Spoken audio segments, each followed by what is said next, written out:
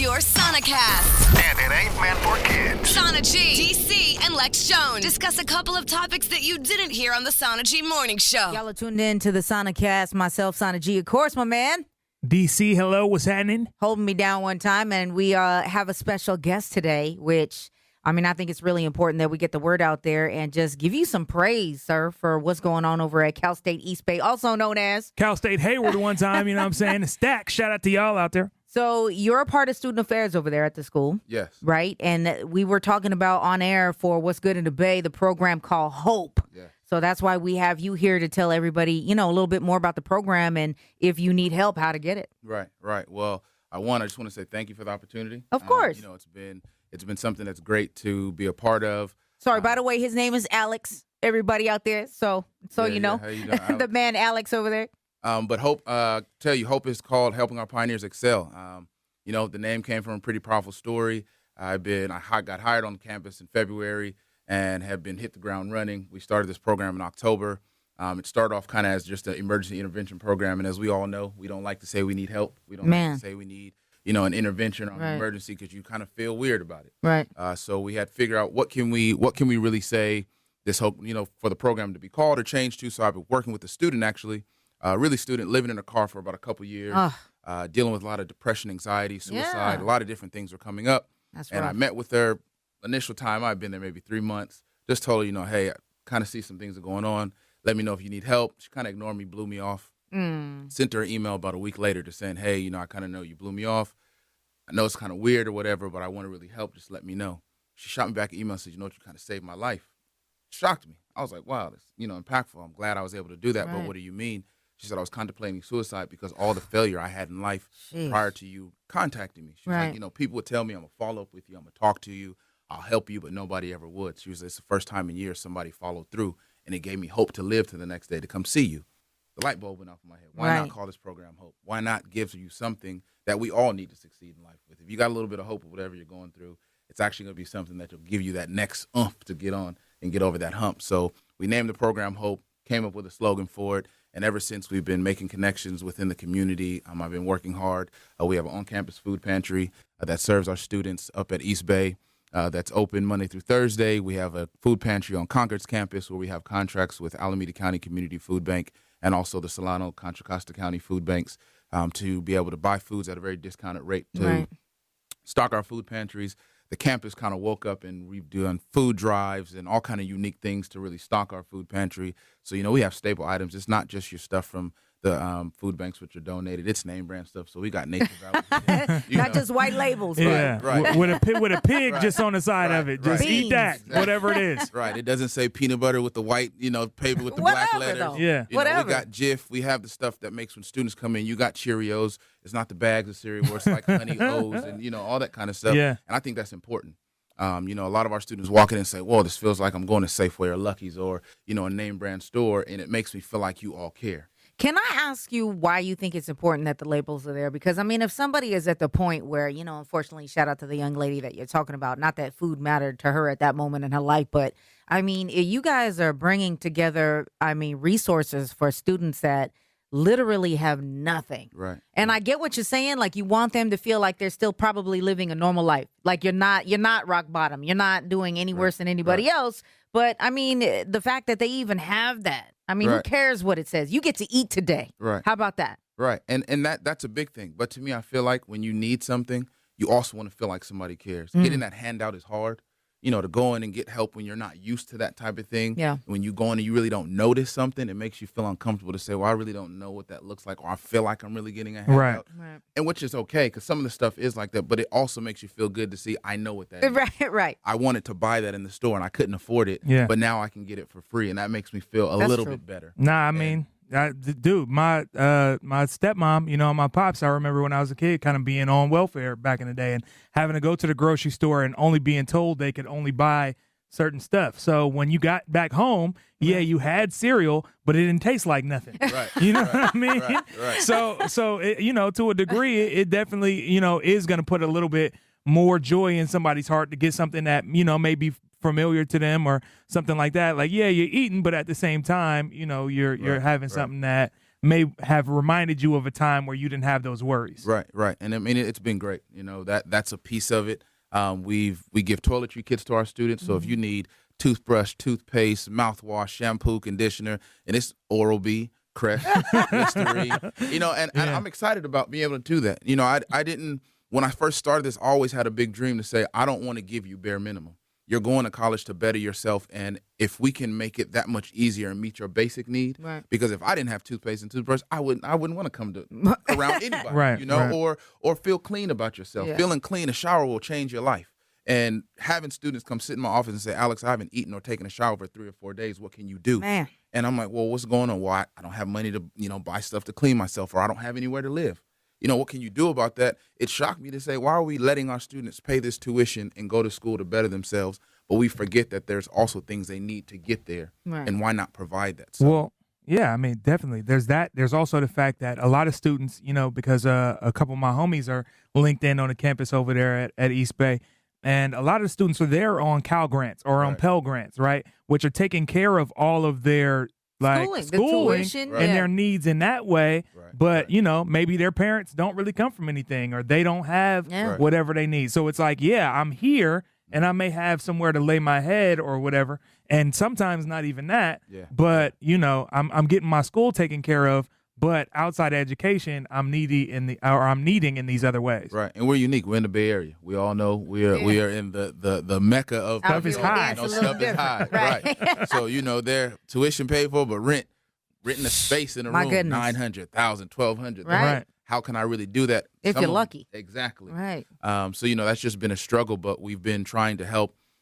From the fall when I started, we've done the toiletry drives. We do business clothes drives for them. Hey, they need a job. They have interviews. They have business classes they go through. So we have suits and ties and dress shirts, and for men and women that have gotten donated, and good stuff. I go through and make sure it's quality for our students, because it's important when we're preparing them to be professionals. We have to do more than prepare their mind, but we have to actually prepare them physically and mentally so that they can step out into the world and do some change like they really want to do. So we've been hitting it hard, doing capital campaigns, trying to raise funds. Any information that you're looking for on the HOPE program, we do have a website through the university. It's www.csueastbay.edu/HOPE. You can find all the information on the program. If you want to donate monetarily, there's a big red nice donate button on there. Hit it. But it helps, and all those proceeds and funds goes towards being able to provide food, being able to provide emergency economic response relief, because we have students that come and say, my car broke down yesterday.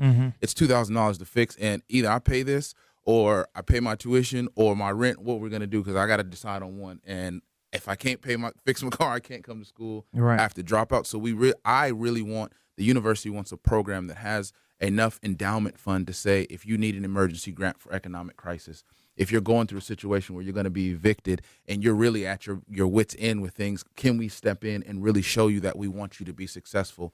There's other CSUs that do something like this, but me personally, I don't do small.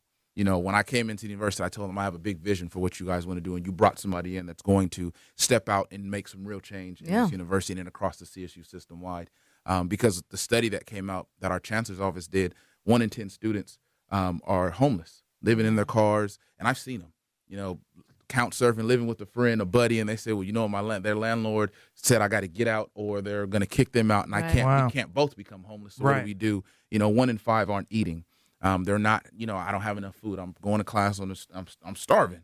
And to sit down and hear that, and to not have just something to hand to them, a resource has been just the hill that we've been climbing. And, we've been fortunate enough that people hear things and they see things on TV and they call in and generously say, this needs to change. I want to help. And we're asking for more of that. Like, we need that right now, because right now we're operating from, that's how we really fund these things, by looking for anyone to say, here goes how I can assist. And if it's donating food or donating clothes, you can, all my contact information is on that website. HOPE is something that we want to say, we donate hope, we give hope, we receive hope, or guess what, you need hope, then come see us. And that's the message that East Bay is really giving out to the community. I mean, Alex, at the core of this is you, and just a situation with that young lady, just developing something that pretty much has brought the entire community over there together. And then just everybody who's involved in the school, either roundabout or just even respects, maybe alumni or whatever the case may be. And I think that's dope. Aside from I don't know how much grant money you're getting to help you make this happen, but really it's just been kind of a word of mouth thing. And probably the people receiving help, like, man, they got a great program going on here. So not only, you know, reaching out to other people who need the help, but also bringing in folks that can give the help, which is dope because, you know, you're doing things that people always talk about, but they don't do. Right. And it's just dope that it's not even really for you. I mean, look at you. You're a dapper young man. That's I right. know you're doing it. You know what I'm saying? I don't know what your paycheck looks like, but it looks like you're doing good, right? And you just want that for the students in your school to have the same thing at the end of the day. And that's what drives you and everybody who's involved in helping. And, you know, it's just a excellent, like, role model. Yourself and the program itself just to have out there for even people to know about, even if you don't need it. It's amazing. And walk away knowing that you also can do something like this, period, to help somebody else later on in life. I mean, there's probably a lot of students who take pride in that who are on the campus, you know, who are just like, yo, this is what we're doing on my campus, and I'm excited about it. And also, just want to put this out here to anybody who's thinking about donating, you know, or any of the adults out there. Please do. Who may be listening in or whatnot. Like, I don't know if y'all remember what 18 was like, or 19 or 20 around your pocketbooks. Top ramen. But it wasn't really all that great, you know? So while you're out there and these folks are trying to get an education, they're trying to, you know, do some better things with their lives. They're trying to, you know, put some work into their communities and whatnot. I mean, definitely feel like you can feed into them, you know what I mean, or give to them, because they're going to be the change makers moving up and moving forward. And you want those folks to be able to, you know, learn the best way that they can. And as you know, you can't really do that on an empty stomach. People been telling you that since elementary school. Right. Breakfast is the most important meal, and we try and give that to them. I mean, for the doubters and the naysayers and the critics of the youth running around your neighborhood, and you think, oh, they're never going to be nothing or whatever, and some of them might just turn around and go ahead and surprise you, but be out there broke trying to get an education. Put your money where your mouth is, man. Get on the website. You wanted to say all that negative stuff, and now they're actually doing something and proving you wrong. Find it in your heart and your soul to go ahead and make a donation if you're doing well enough to do so. Yes, please. It'll help. It'll change the lives of. You'll be surprised what a granola bar does to change a student's life. I've changed many lives on a granola bar and providing food being able to send our students to our dining commons to eat for free. You never understand the impact that you have when you feed them, or say, eventually we want to be able to give you a scholarship. You know, I've had students come in tears saying, you don't understand how you changed my life by this simple encounter. So, you know, it's again, csueastbay.edu/hope. Check it out. I mean, there's information on other students that we've helped.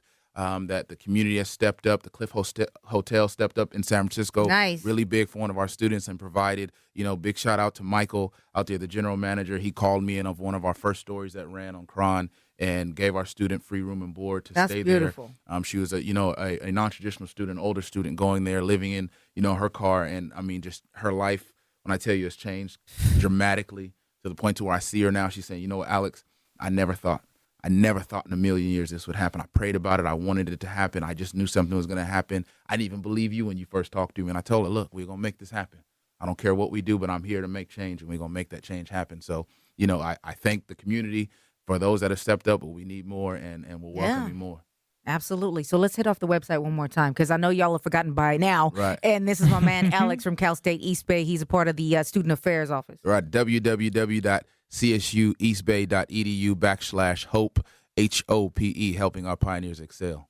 Beautiful. All right, y'all. Thank you for tuning in to Sanacast. Make sure you're in live with us every morning, every day of the week. Myself and DC put down the Sonic Morning Show. And if you want to check out anything that we've talked about during this Sanacast, you can check it out on the blog. Click on Sonic G right there at cameo.com. Thank you, boo. Thank you. Whoop.